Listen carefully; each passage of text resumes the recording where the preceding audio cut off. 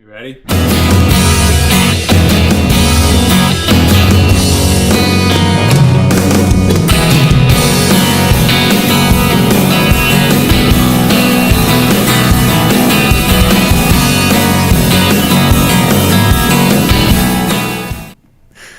Welcome to OneMore. I'm Brian Erickson. Each week, we bring in two new guests. We sit them down on this big, lonely couch, and we ask them why they do what they do. And this week, we have a little bit of an exception. We have two great interview guests. We've got Sarah Potter and Michael James Virok. And we have musical guest, and I think our first return guest, Rhonette Smith, going to be playing a couple songs for us at the end of the show. But first, and as always, Chris Dubrow. How's it going, Brian? Good, man. That was a steady intro. That was a good one. Thank you. You locked into it. You smooth sailed through.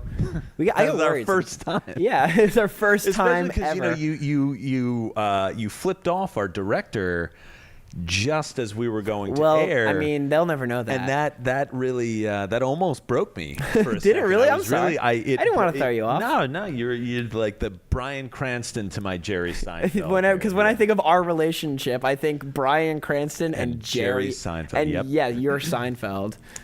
Probably because I'm the lesser of the two actors. Yeah, and I'm Bryan Cranston because I have multiple Emmys. Yes. For my sitcom Seinfeld. And you once threw a pizza on the roof successfully in one try. Well, yeah, listen, college was a crazy time for all of us. I was in a pizza throwing competition. Yeah. Got first place. We all did, yeah. We all did wild things. Wild things back then. Pizza. What's the craziest thing you did in college? Can I get first and last names of everyone involved?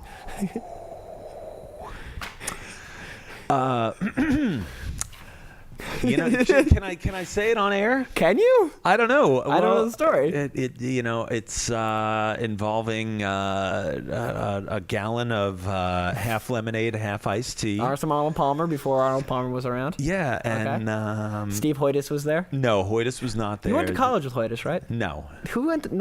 Pete did. I went to college with nobody that anybody knows. Really? I feel like it doesn't matter. I went with Frank from the Paper Jets. Oh, there you go. And I went to college with Bill Lambusta from Scout. Devin Moore's band. And the Great Albums podcast. Yes. Have you ever heard that? No. Check it out. I think you'd really Never like heard it. of it. Yeah. What we do every week is. Well, we're not cool. We try to get people into it, but people just they're like, oh yeah, maybe, and then they go, nah. Yeah, I feel that. Look. Everyone has a busy schedule. How was your weekend? My weekend, I recorded all weekend, so I lost my mind. Yeah? You know that I think we talked about this before. The feeling of recording of like I've been listening to the same. Now this is a 6-minute song. I've been listening to the same 6 minutes for 2 days straight. That's a long song. It's a long to be song. Listening to it's a Burn over song. And over. Yeah. This is the longest Burn song I think.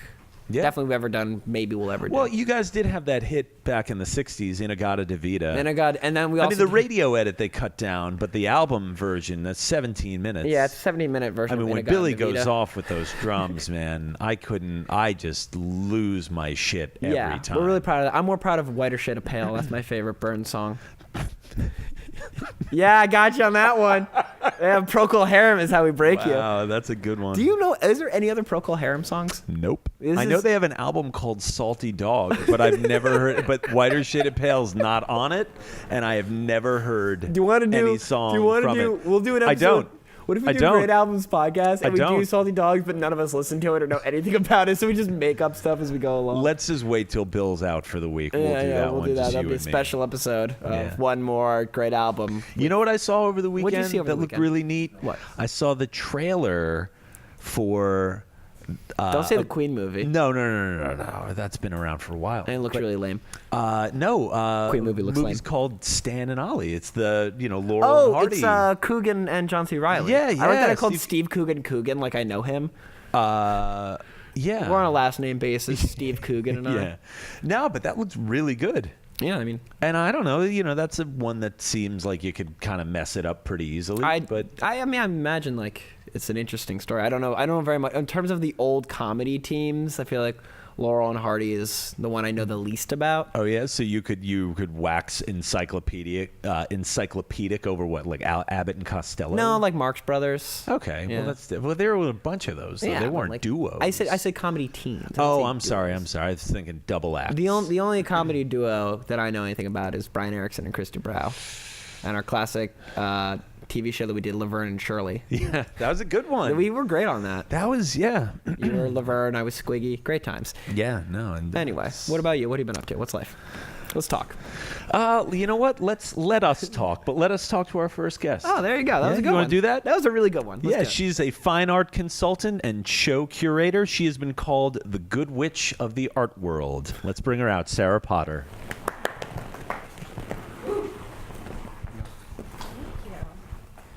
Lovely introduction. Thank you. I try to. Chris writes those for me. Those are the only parts of the show Chris writes. He writes the intros for everybody. So And I'm not getting paid nearly enough, Matt. So you've created this very rich persona, and I mean many of us kind of tend to do that, but it feels like you live in this way that's very true to yourself. What were you like as a kid? Honestly, it was a lot like this. Yeah? Yeah.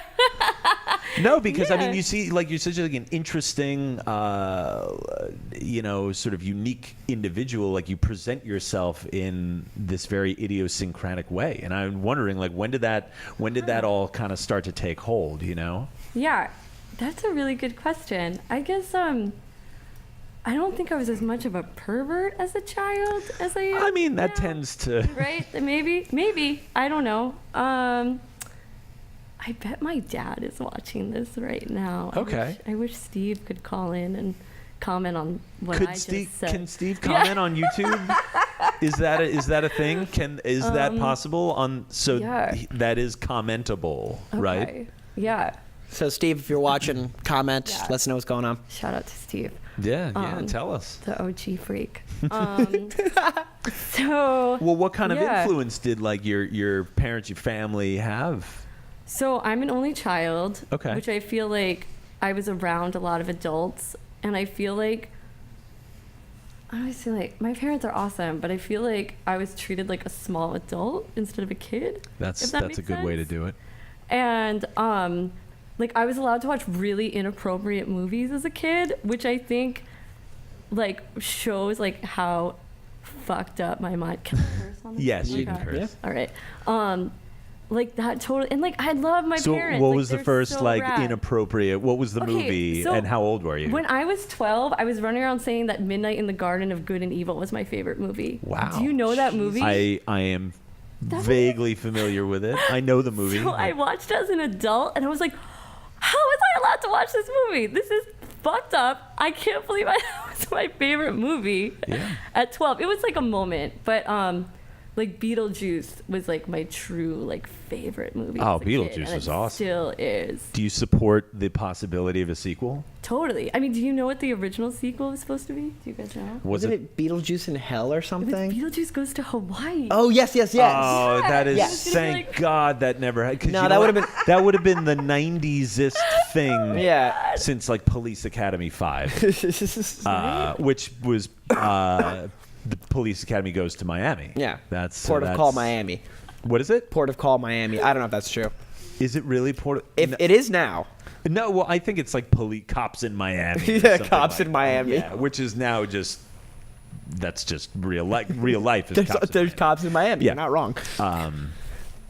That's interesting though. Like Yeah. that's cool. So you're watching. So Beetlejuice the sequel now okay. Yeah. But Beetlejuice Goes to Hawaii no good. I would have watched that. Yeah. Yeah, that probably would have been funny. But like I don't know. I feel like you really like that would have really taken it down. Like I'm glad they didn't do that because the first is such a classic. I know, but don't you want to know what Winona Ryder, like goth Winona What Ryder, like Lydia surfing? Dietz would have done, Yeah. like with a surfboard and some zinc oxide. Yeah. Blows my mind that you have the name of Winona Ryder's character in Beetlejuice off the top of your head, Oh, Brian. come on, dude. But It's like a great movie. That I don't disagree at all. But that blows my mind. I don't know any other character names. I didn't know any. I didn't know her. I remember. You remember the cartoon, Oh yeah, Nickelodeon cartoon? yeah, not as good. No, of course that was not, horrible. because it was just it was a little more netherworldy, Yeah. a little less believable.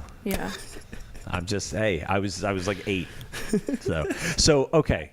So you do a lot of, you curate shows. I mean, we had talked beforehand, but we met in person at a show you did. You'd done a couple of shows at the Outpost at our one-time brief location. Right. How did those go? Really well, yeah. And Yeah? thank you for coming. That was so nice. Yeah, I'm sorry I kind of got there super late for the first one, but I was happy to get to You were the so Jill good. Carlock one. That one was really good. How did it go? Like, So good. Yeah? It was really good. I think Asbury Park is so special, and art and music are the major foundations here. oh, absolutely. How did you, like, what brought you to Asbury Park? Are you from here? Like, I know you're based in New York, yeah. but are you from here? I Like- grew up around here. Yeah? Yeah, I love New Jersey so much. So what are you doing in New York I then? really love New York, and I like making money.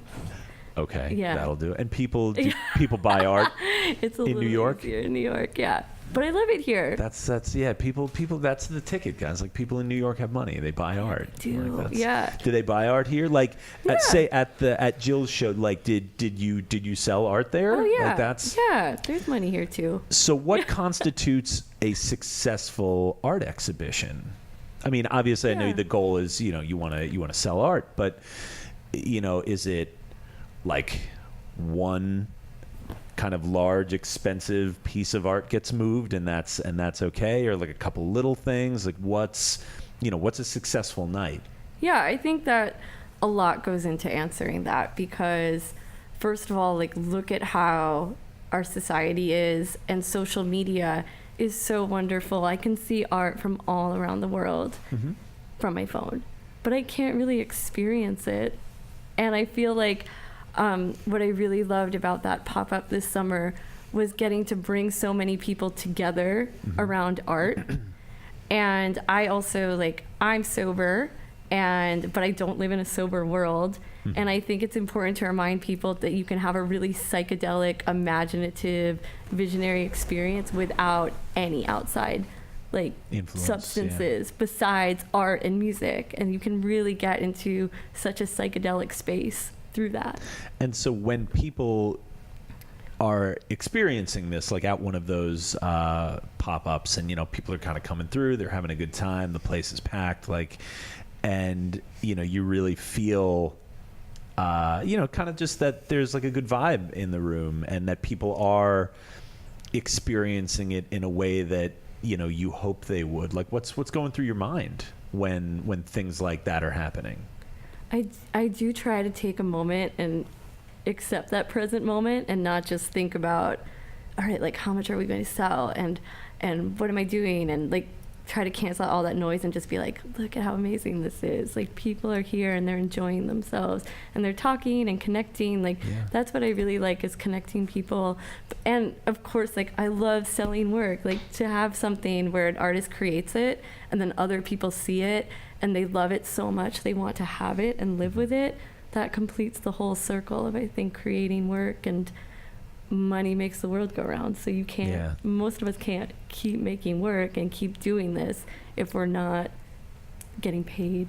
What kind of pressure do you feel when somebody comes to you and entrusts their art with you? Because I mean, that's somebody's passion, that's somebody's heart right there, and you're being trusted to essentially find somebody else that feels the same way about the work, or at least as passionately about the work of art that the artist might feel about it. That to me seems like almost too much pressure. I'd be like, no, I don't want that. We can come on and talk about it, but like, I can't be sort of responsible for, helping move something like that. So what kind of pressure do you feel when someone comes to you? Or maybe, what kind of pressure did you feel when you were first starting? Yeah. I think when I first started, I was very naive, which is wonderful to start that, because then nothing's really stopping you. You're not thinking about like those big pressures. Yeah. And now I feel very comfortable in that position of like, this is what I do. So, and I feel like I can speak the language of the creators and artists, but I can also speak that financial language and the language of collectors and clients. And I love facilitating those sales. I don't feel like it's anything I can't handle. Did that change your view of the art world at all, though, when you realized that there's, so much commerce behind it, and like you said, money makes the world go round. So when you kind of realized that there's dollars at the bottom of everything, did that sort of peel away at some of that naivete? Yeah, I think so. I mean, and I just think we all have to change our perspective on money. Like, as woo-woo as it sounds, like, money's just energy. So we just have to keep it going and keep it circulating, put your money into what you believe in. I think, like, money is the ultimate political act. Like, you show what you believe in with how you spend your dollars. And there's this, like, horrible misconception that art doesn't deserve money, or creative pursuits don't deserve money, or you can't be financially stable and creative, and that's just not true. Well, how do you help people understand the value of art? So, like, if somebody, if some person comes in that's just, regular person, not an artist, not a musician, not somebody that's kind of in it, just a lay person, Mm-hmm. how can you help? How can, we, the arts community here, or anybody, help people understand that, art has a value, or like, Chris and I play music, the music has a value, that, anything that's kind of original from somebody has value beyond exposure. Right. Which is, Sure. yeah. What do you think of that? What do you think of exposure? Isn't that like the worst, that's the worst word? I mean, sometimes it's good. Like, I think it depends on how you value exposure and what that exposure is. But to answer your original question, I think it's just following the market and studying the market and the patterns of what's been going on throughout art history, what's happening now. And there is like a sort of, is there like empirical data to be found like that? Like, people trade stocks, you can kind of follow the market of visual art in similar ways? Yeah. And everything, I think art is a great place to put your money. It's very stable. If you're buying the right pieces, it's going to slowly ascend in value instead of these big, you can get those big spikes, but I think it's so much better to invest wisely like you would in any other investment. But this is art. Like, you get to live with it and feel it, and has such a different experience than these other forms of investment. Mm-hmm. Now, you have a show coming up on October 18th. And it is called Color Magic, Invoking the Power of the Rainbow. Tell our viewers about it. It is my color magic workshop. Well, what is that? I mean, that was it. Thank you so much. All right, so that's been Sarah. That's it. Yeah, let us. So you don't have to kind of verbatim give the description, but I know that, just in kind of looking it up, there was, I actually wrote a quote down from it. You said that consciously chosen colors can enhance your life and give you the power to evoke the spark of change you have been looking for to create your own reality. So I guess, and I think we only have about a minute or so left, a good sort of final sort of wrap-up question would be, how does color invoke change, and how will this workshop kind of help people sort of tap into that? So I think that a lot of people get stuck in their situations and their life, and it just feels like this big mountain, and how am I going to climb this huge mountain? Mm-hmm. It's just little steps, and that's everything in life. So the first steps on these big things, I think, is changing the visuals you surround yourself with. And colors are vibrating on different frequencies. They make us feel different things. They operate on our brain. So this workshop helps you kind of break the spell on all these colors and use them for your advantage. Mm. And I feel like everyone always wants more money, more sex. So there's a lot of focus on that. Okay. Right? I mean... So a lot of like greens and reds, maybe? Is that... Who's teaching this workshop? All right. Well, maybe... No, I like One that. more We on the should come. scene. Yeah. Oh man, that'd be so great. Oh my god, I would love that. More men should come to this workshop. Is it primarily female centric? Yeah, a I lot think of like these. there's just more like that idea of magic seems to usually attract more women. But I'd love for you guys to come. When is that? Is it a Saturday? It's a Thursday. Chris, What's that look? I don't know. I don't usually Thursdays are free. I'll check my calendar. If I'm free, I'm Yeah. there. I'll learn about colors. I'll bring my girlfriend. She pretends to be a witch. She can learn. Oh, good. Well, okay. she learned to be a real witch. Sarah's a real witch, so Yes. we can actually you could kind of show her. Show her some spells. I would love that. Oh, that'd be great. Yeah, come on, guys. Excellent. And where is it? Just because as we wrap up, let our viewers know where it is. camera? Thursday, October 18th. It's at Wild Eye in Red Bank, New Jersey, by the train station. Oh, okay. Yeah, I know all exactly right. where that is. So let's get there because it's almost. You said it's about like halfway to being sold out. Yeah. So all right, let's get our tickets. Amazing. Sarah Potter, thank you so Aw. much for coming and Thanks chatting for with us. having me. Thank you. How's it going, guys? All right. You right. can stick around. Yeah, you're all good. One more. Wrong one. Hey, look at that. One more is sponsored by You Don't Know Jersey. Founded in 2010 by Alice and Ed Maziak, You Don't Know Jersey has been covering all the best music, food, sports, art, and cultural events that the Garden State has to offer for nearly a decade. My dearest Brian, have you ever wondered which diner serves up the heartiest mayo chup, that is mayonnaise and ketchup, in Hunterdon County? I know I have. I'm not sure I want my mayo chup to be all that hearty, if I'm being honest. Hey, Virok, weren't you just asking which by-the-hour roadside motel has the cleanest top sheets? Why am I itchy all of a sudden? So, whether you're in High Point, Cape May, or anywhere in between, check out YouDon'tKnowJersey.com for all the latest. You Don't Know Jersey, well, they certainly do. That's not their slogan. Ed, let's get some pizza. Brian. He's a guitarist and composer currently in the pit orchestra for the Kelsey Theater's production of American Idiot, and his new album, Gymnasty, is available on Bandcamp. Let us welcome Michael James Virok. Gymnasty. Is that real? Yes. Is that real? Well, it's like gymnasty. That's an A++ name. Thank you. He'll license it to you. He'll license it to I'll the buy Burns. it from you. Well, you rent it for a period of 5 years, Yeah, and if yeah, the yeah. album doesn't get, X amount of sales, then he can cancel the deal. That's how it works. All right, so you're also his lawyer. I forgot this. Yeah, well, I do. I specialize in bird law, really. Yeah, So, yeah. Bird law. So, you're right in the middle of this run of American Idiot shows. It opened on Friday. Yes. At the Kelsey Theater that's in Mercer County. How's it going so far? Excellent. Yeah? Great turnouts. Cast is great. Pit's great. Everything's awesome. No lights have fallen on anybody. So Yet.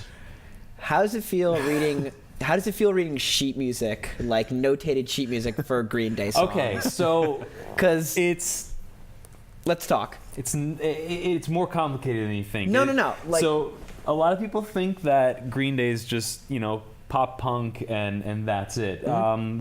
When they reimagined the music for the musical, there are a lot of starts and stops, a lot of vamping, a lot of extra things that you have to take into consideration. There's a lot of moving parts with just that regular record. Yes. Like those 5-part suite type songs. are you Yeah. and doing? stuff. Are you doing the solos? Are you the lead? I'm guitar not. player? I'm not the solo guitar player. Oh. My role in the pit for guitars is playing both the acoustic and the electric parts. Okay. So I'm actually using guitars that I built in my shop to do both parts, and a complicated switching system and a lot of frantic running around.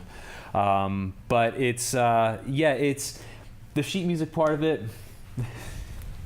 Didn't have to worry about that so much. It was just how it all plays together with the other musicians. So yeah. What's the biggest difference that you encounter between being in a pit band and playing in like a rock band, Well, when you're in a rock band and you have or more just time, like a band on stage? Yeah, you have more time to get to know all the musicians. You become friends first, usually, and then you branch into playing music, and that's the general way this works. This is being in a pit, you're kind of thrown into it.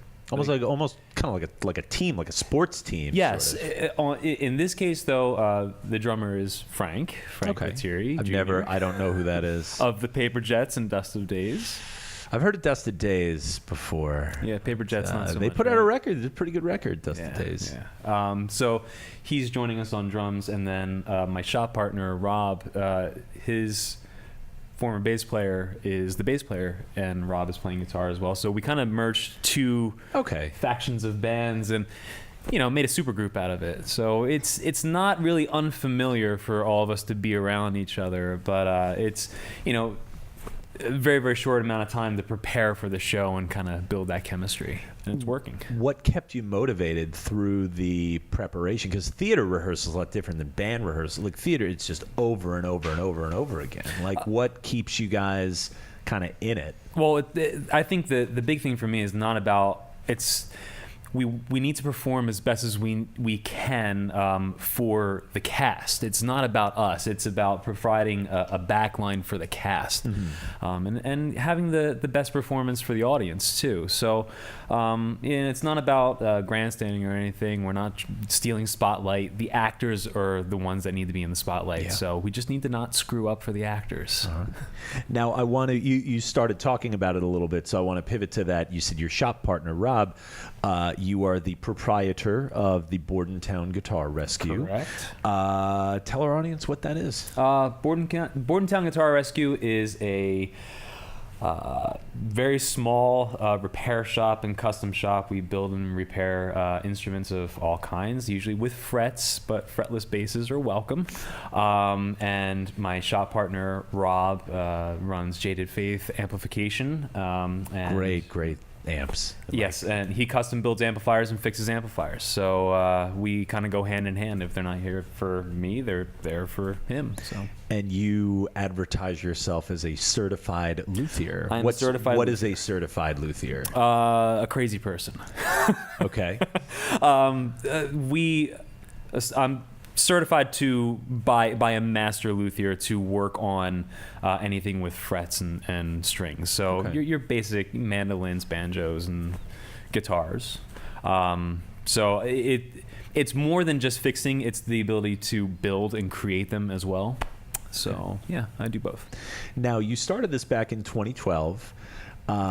What compelled you to say, back then that it was time to start this extremely niche sort of business? In a way, you're kind of doing similar things that Sarah is doing, in that, there's just kind of very specific groups that gravitate toward, these two types of businesses. There's always the right time in everybody's life to do something. You might not know it's the exact perfect time at that moment, but you jump and you do something because you feel in your gut this is the right thing to do.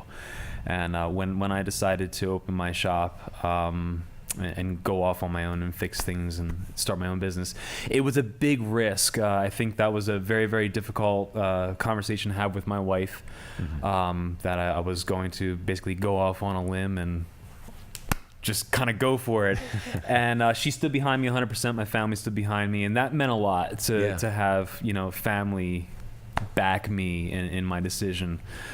It made me feel like I was doing the right thing. Oh yeah, dude. That shop has saved me on many occasions. I remember the night of a release show, you were at the shop. I was like, "Are you there?" And you're like, "Yeah, I'm actually here working late." I was like, "Good.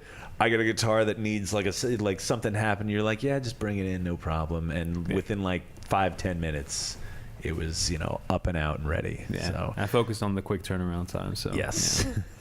Now, how have you translated your experiences, kind of running this business, interacting with all these people, into other parts of your life, or have you? They both feed each other. I'd like to say that my business is separate from my personal life, but it never severs. It's I treat people the same way in my shop that I treat people on the street. It's I don't dismiss anything.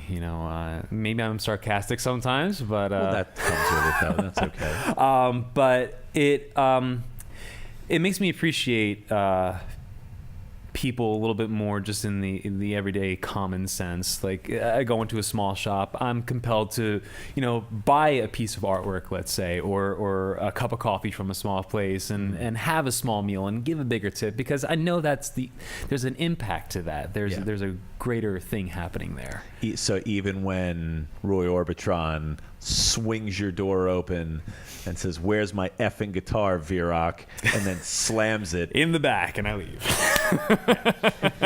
God, I want Yes. that to be a true story. That is a true It is story. true. That is a true story. It's like, Jesus Christ, Connor. No, that is total because he lives. Connor lives like 100 yards. Let's from, dox Connor. What's his address?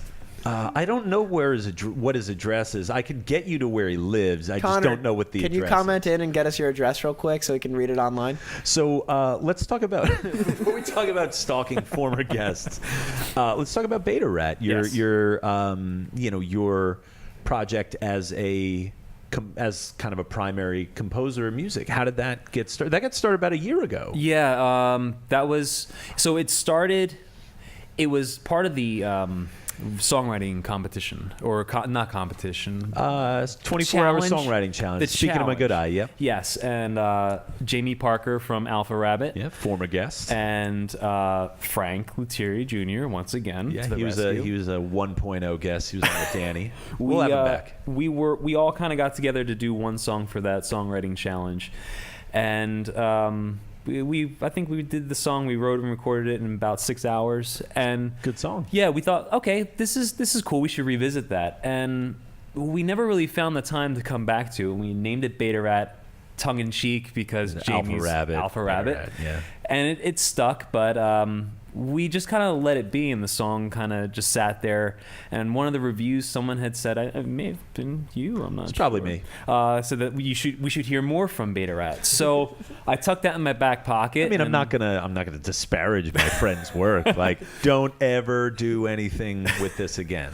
So I tucked it in the back pocket and didn't really do anything with it for a while. And then I wrote a bunch of guitar songs, and I played bass on that song with Beta Rat. And I decided no guitar, just bass. And all the guitar stuff that I was writing on my own, it just kind of got redundant, and I was tired of playing guitar.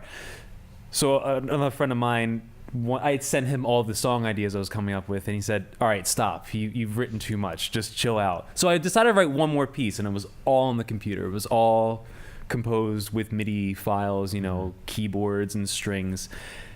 And I decided to write more and more and more and more. So I shifted from doing just a bunch of guitar stuff to a bunch of electronic stuff. And like 100 plus songs later, I decided to do this. So your new record, Yes. Gymnasty, that it has that kind of vintage 80s like digital sound to it.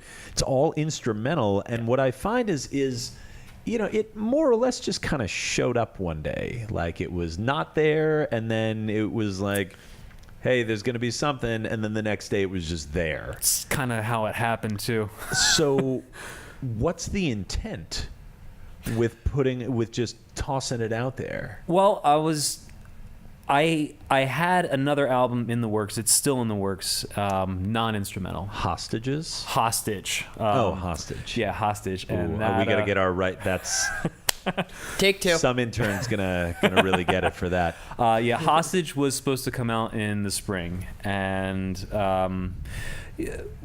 family issues arose, and that for a while. I had to be in the right headspace to finish that album. So things kind of went dormant, and I was approached to do a soundtrack for a small video project, and 4 songs turned into 11, turned into Gymnasty. So that's how that happened. And when is Hostage? And they've got You've got like couple 7 of albums lined up. Yes. records. Hungry Gods was the original collection of songs, and I'm still working on the lyrics for that one. Lyrics take longer for me than the music. Okay. So Hostage is completely written. I'm currently recording that one. Yes, Hungry Gods will come out as well, and there is yet another. It's all in the grand scheme of things, called Temple of Crisis, and that will be coming out too. So you just stack them deep. Yeah, so the idea is not to do Virok traditional releases anymore. Yeah. It's going to be a pretty rapid fire thing. I want to do something no artist has ever done before, and I'm pretty sure Buckethead has done that. yeah, He so doesn't. Let's not. We're not here to talk. Think of anybody that has put things out at such a pace.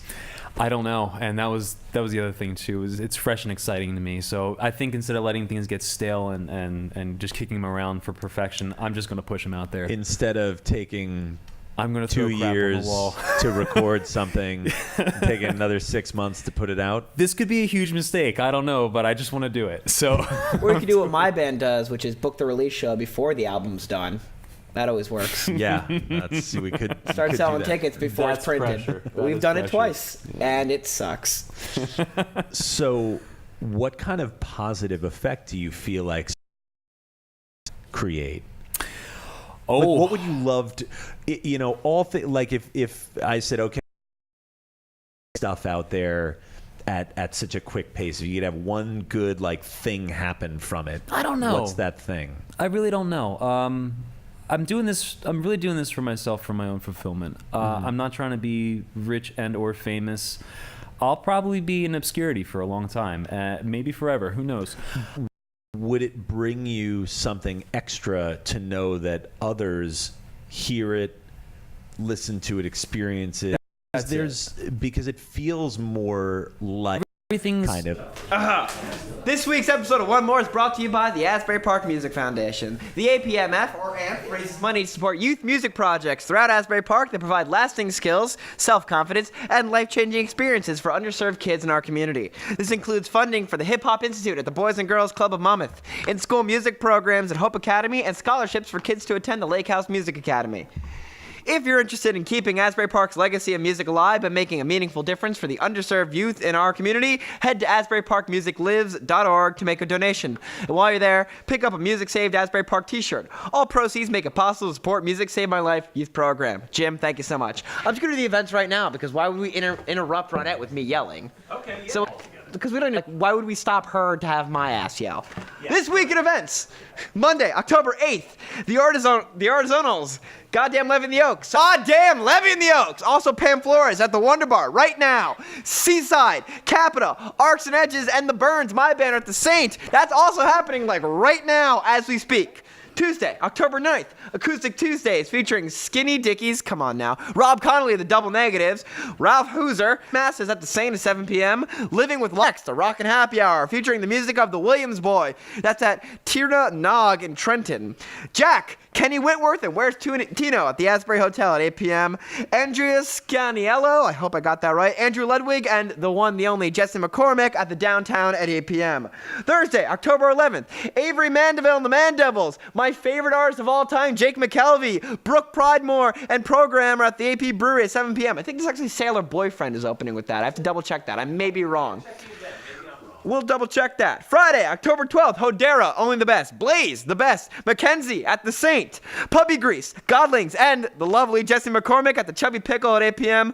Matt Cook and the Herd are at the Asbury Hotel at 9 p.m. Saturday, October 13th, the Toasters, Made of Ace, and Backyard Superheroes at the AP Brewery at 7 p.m. Dentist, Darkwing, Sunshine Spaz, and Wet Brain for Wet Brain's album release show at the Saint at 7 p.m. Experiment 34, Major Player and Joshua Mark at the Chubby Pickle at 8 p.m. Bob Macon will be there.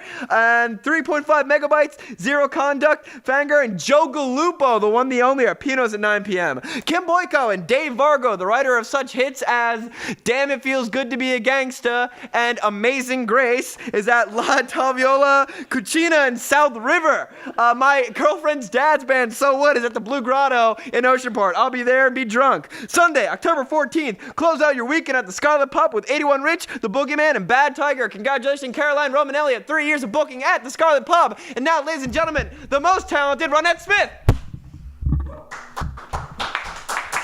I feel so out of breath right now. It's not even funny. Yeah, that was a lot. You're way up here, and I'm just going to bring it. Hit the floor, give 'em hell hard, burn those bridges down. You said I couldn't handle the truth. It was another of the lies you spewed. How can I ever find my faith when everything is so hard to believe? Hit the floor, give 'em hell, raise some war, burn those bridges down. A disaster's coming. A rebellion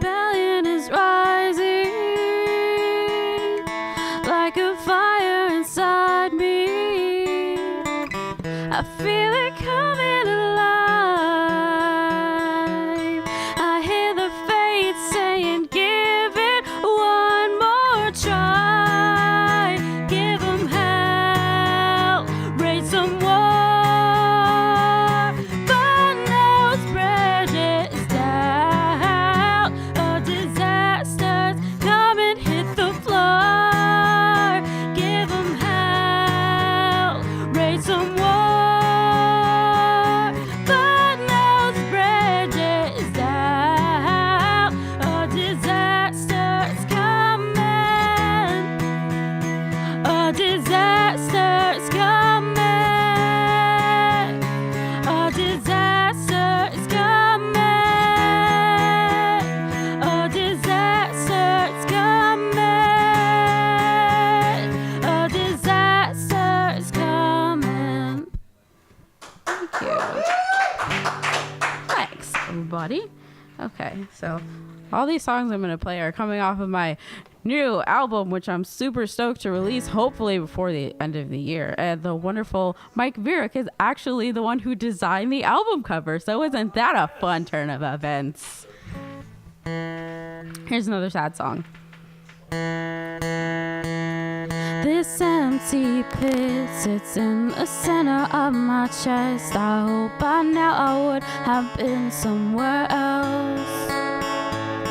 The vagabond I am on the search for a plan, toasting to better days ahead. But today it's been so hard. I have been fighting with myself all along, and I know I need to stand up on my feet and be strong. But what does it mean to be strong?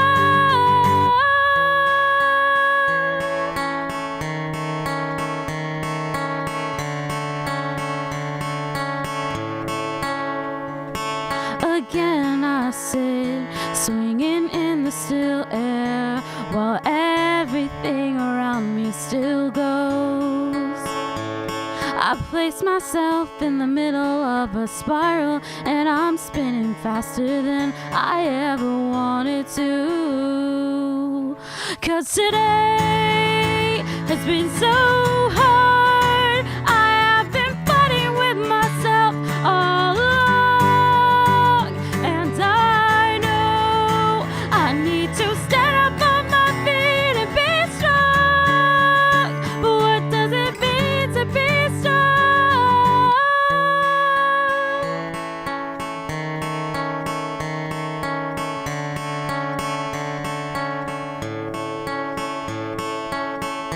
Let's have a toast. Let's have a toast to better days ahead. Let's have a toast. Let's have a toast to better days ahead.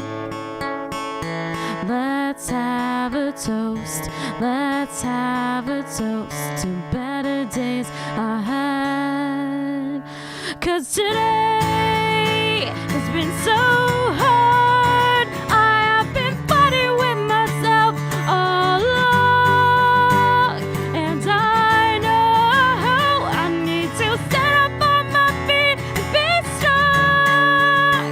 But what does it mean to be strong?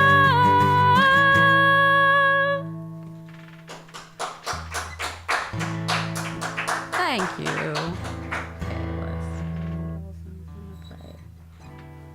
I think I'm going to play one more song, and this is definitely one of my favorites that I've written in the last couple of years. It's called Crystalline, which is for free on Bandcamp.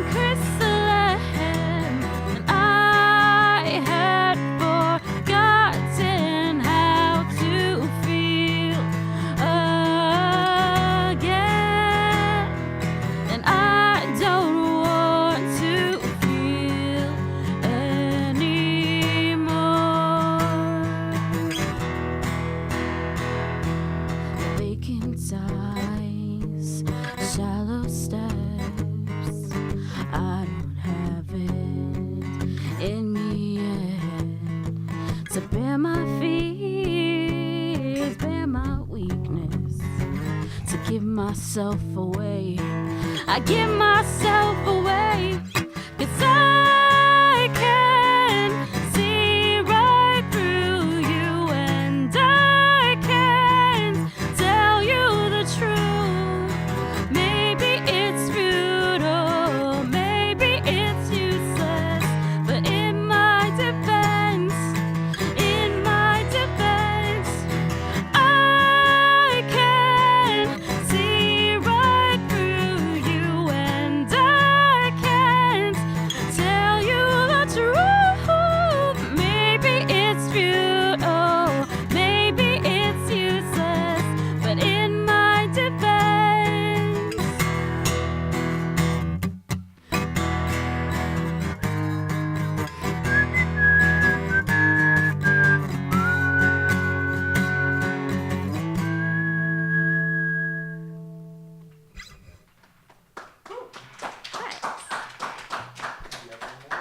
That was it. Oh, all right. Let's bring everybody back out. Thank you again, Rhonette Smith. That was great. Thanks. Thanks so much. So tall. What's that? Oh, well, I can, Chris and I usually sit down. Well, you guys can come on. It's all right. Yeah, come on. I'm not like Ryan Seacrest here. This is fine. So, Rhonette Smith, Sarah Potter, Mike Virok from the Asbury Park Music Foundation, and for Chris Dubrow, I have been, and I remain Brian Erickson. We'll see you next week. Good night.